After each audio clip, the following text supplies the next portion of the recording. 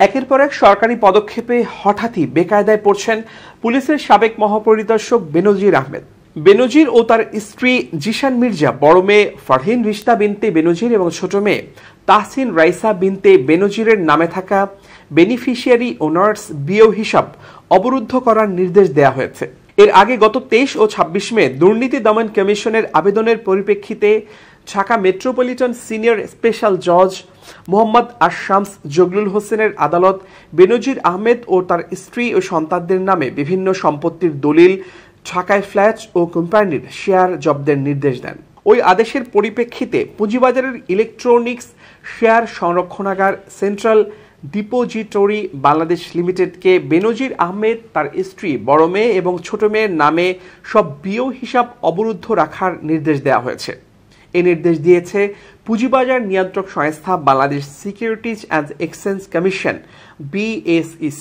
এই আদেশ কার্যকর থাকা অবস্থায় অর্থ অবরুদ্ধ হিসাবসমূহে জমা করা যাবে না বা কোনো অবস্থাতেই উত্তোলন করা যাবে না।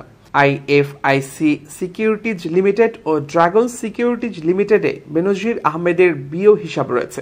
South east bank capital services limited ও EBL সিকিউরিটিজ লিমিটেডে তার স্ত্রী জিশান মির্জা, EBL সিকিউরিটিজ লিমিটেডে তার বড় মেয়ে ফারহিন রিশতা বিনতে বেনজির এবং ডাইনেস্টি সিকিউরিটিজ লিমিটেডে তার ছোট মেয়ে তাহসিন রাইসা বিনতে বেনজিরের নামে বিও হিসাব রয়েছে।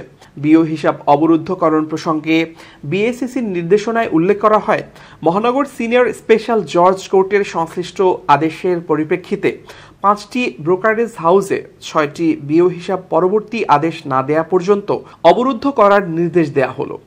আদালতের আদেশ মোতাবেক ওই হিসাবগুলোর ওপর অবরুদ্ধকরণ আদেশ কার্যকর থাকা অবস্থায় অর্থ উত্তোলন করা যাবে না।